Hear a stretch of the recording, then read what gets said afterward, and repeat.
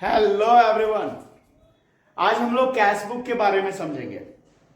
तो cash book के बारे में समझने से पहले हमें सब्सिडियरी बुक समझना होगा, क्योंकि कैश बुक भी सब्सिडियरी बुक में से ही एक है। तो सब्सिडियरी बुक क्या है? तो हमें पता है कि जो बिजनेस का डे टू डे ट्रांजेक्शन होते हैं, जितने भी जो रोज के लेन देन होते हैं, उनकी जो एंट्री होती है उस बुक को क्या बोला जाता है? Journal book. इसमें जर्नल एंट्रीज किए जाते हैं रोज के होने वाले बिजनेस के ट्रांजैक्शंस के। तो अगर बिजनेस छोटा है, स्मॉल साइज का है, जिसमें बहुत ज्यादा ट्रांजैक्शंस नहीं है, तो फिर एक जर्नल का बुक से काम चल जाता है।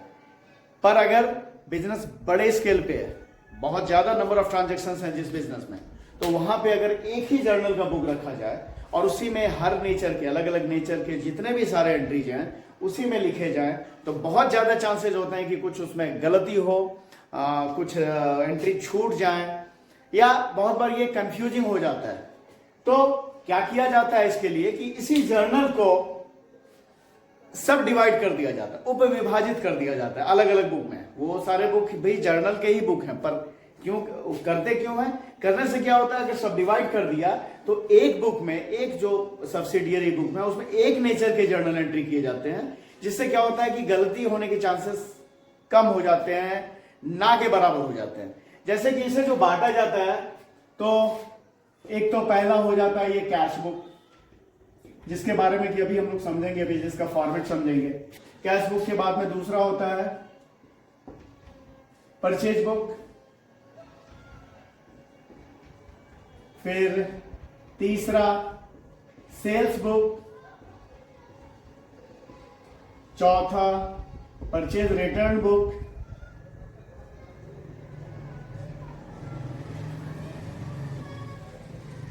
पांचवा सेल्स रिटर्न बुक,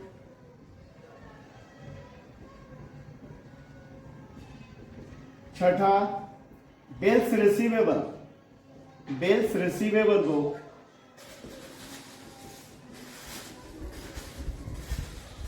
सातवां बिल्स पेएबल बुक,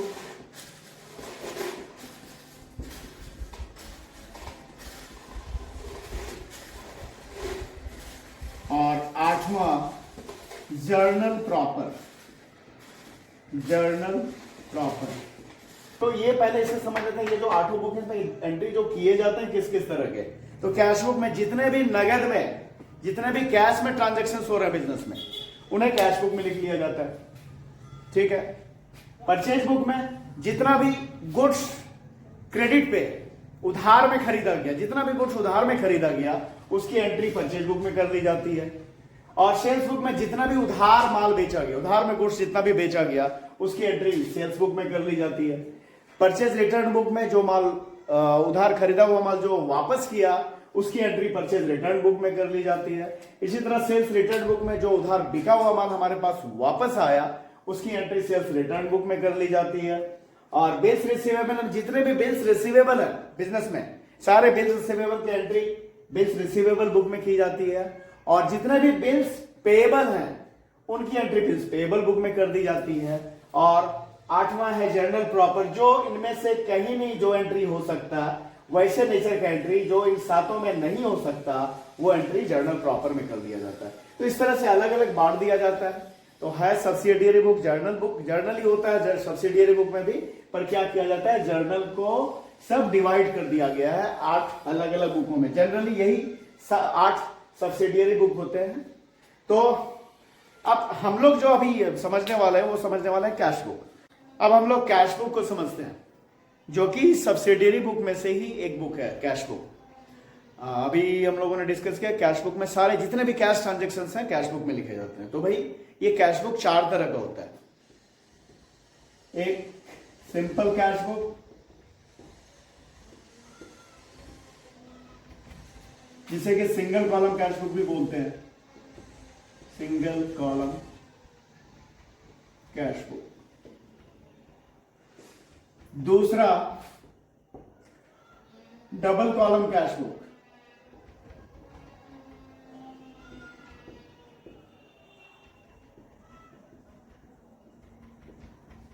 तीसरा 3 कॉलम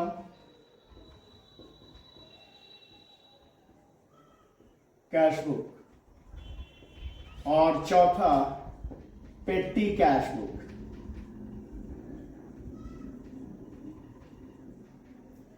तो हम लोग यहां पे जो समझने वाले हैं सबसे पहले सिंपल कैश बुक को, इसके बाद 1 बाय 1 आगे के वीडियो में डबल कॉलम या 3 कॉलम पेटी कैश बुक इससे समझेंगे। तो हमें सिंपल कैश बुक को पहले समझना। तो सिंपल कैश बुक में डेबिट और क्रेडिट में एक एक कॉलम होते हैं, जिस तरह के लेजर में होते हैं, ठीक है।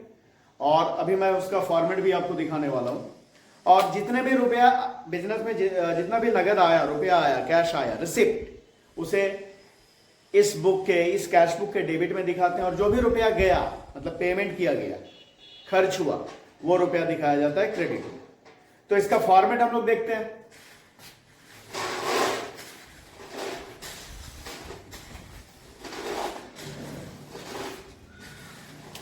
फॉर्मेट इस तरह से होता है, डेट, पर्टिकुलर्स, वाउचर नंबर और फिर लेजर फॉलियो और फिर अमाउंट का।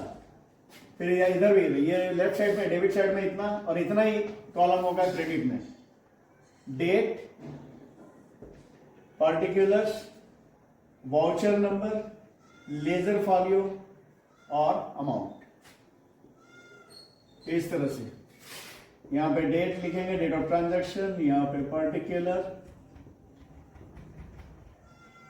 फिर वाउचर नंबर VN, फिर LF, लेजर फॉलियो, फिर अमाउंट का कॉलम,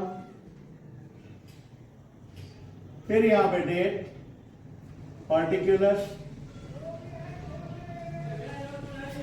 वाउचर नंबर VN और LF और अमाउंट का ये कॉलम।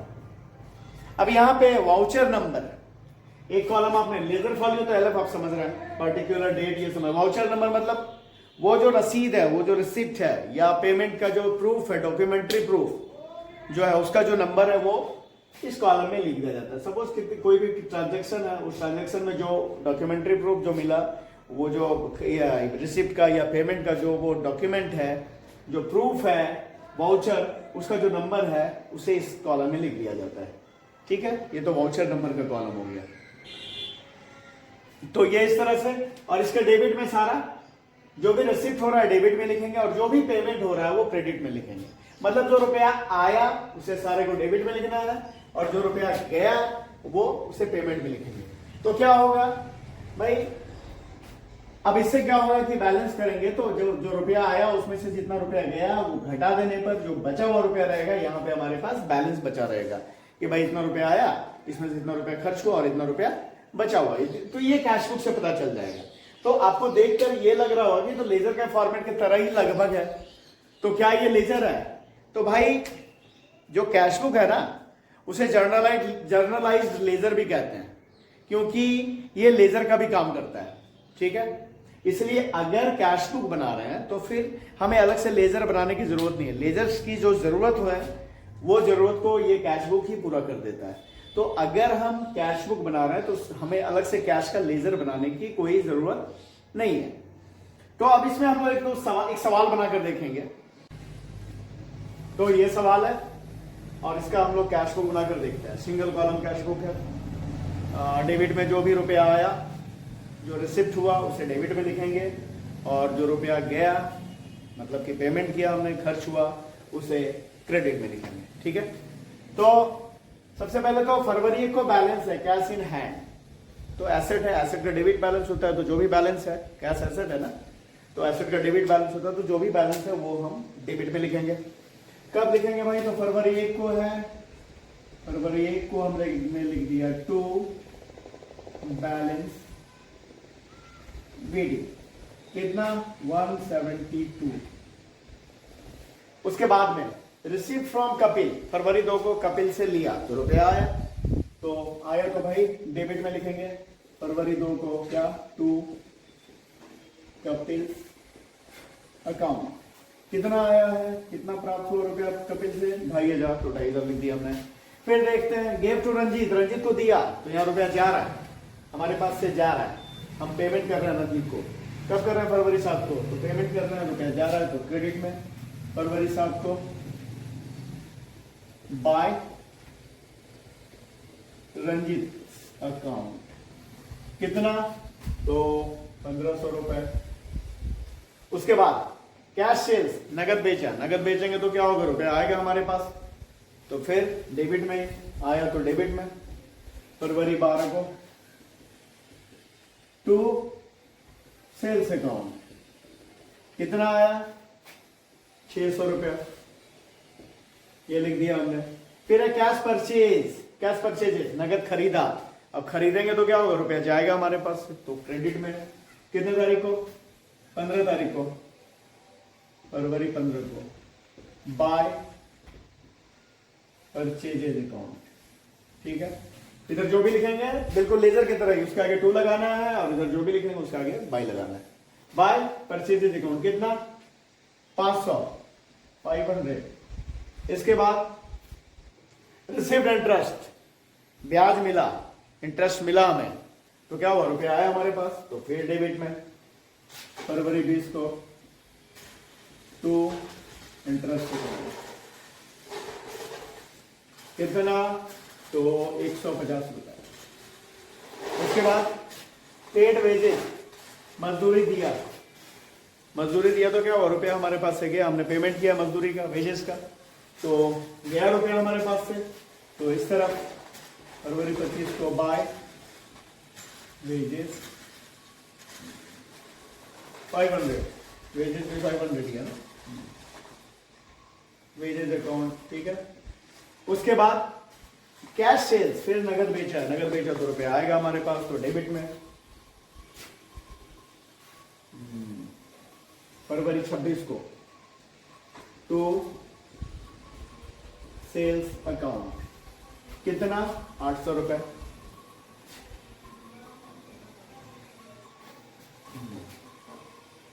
उसके बाद में गिव डोनेशन, दान दिया, दान दिया तो रुपया गया हमारे पास से, तो क्रेडिट में। फरवरी 27 को बाय डोनेशन अकाउंट, कितना? तो 201 रुपए। फिर है पेड सैलरी, मतलब वेतन दिया, तो फिर रुपया गया हमारे पास से, खर्च हुआ है, तो इस तरफ। कब भाई? तो 28 को, फरवरी 28 को बाय सैलरीज अकाउंट, कितना? 700 रुपया। अब हम लोग इसका टोटल करते हैं और बैलेंसिंग करेंगे बिल्कुल उसी तरह जिस तरह लेजर में करते थे। तो भाई डेबिट का टोटल कर लेते हैं, कितना हो रहा है? तो 2,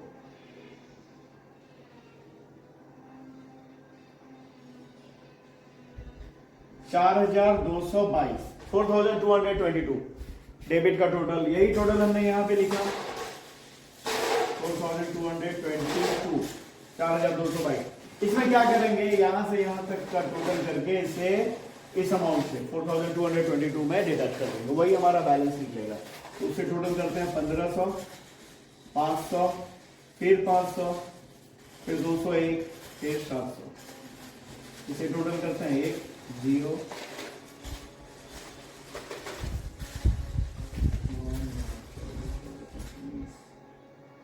5,